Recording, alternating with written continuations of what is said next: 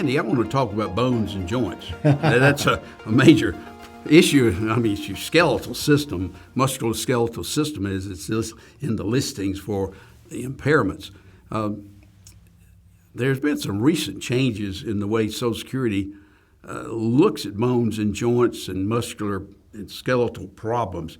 And I think they've sort of made it harder for people to become disabled as a result of problems they got with their joints, and the musculoskeletal system. So what's going on?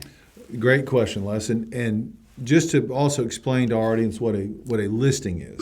And again, this is on our other videos, but a listing is at step 3 of the sequential process. And if a claimant meets a listing and they're not earning more than substantial gainful activity, then they're automatically approved for disability. Okay. Now you can become disabled if you don't meet a listing, but meeting a listing is the simpler ways to get approved for disability. They don't consider your past work or whether you can do other work. But Social Security just this year made a new change to their musculoskeletal listings, in which, you're absolutely correct, they made it more difficult for people to be approved.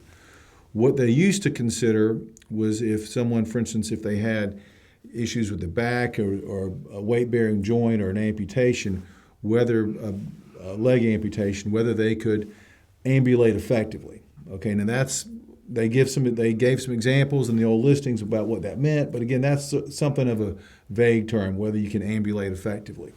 The new listings that came out this year did away with that requirement that you had the inability to ambulate effectively, and now they require, for most of them, a medically documented need for either a walker or bilateral crutches or bilateral canes, or a wheelchair in which you have to use both your hands. So it's got to be a medically documented need for one of those assistive devices in order to meet the listing.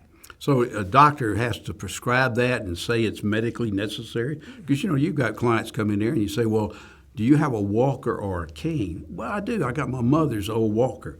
I said, well, why do you need it? Well, it helps me get around.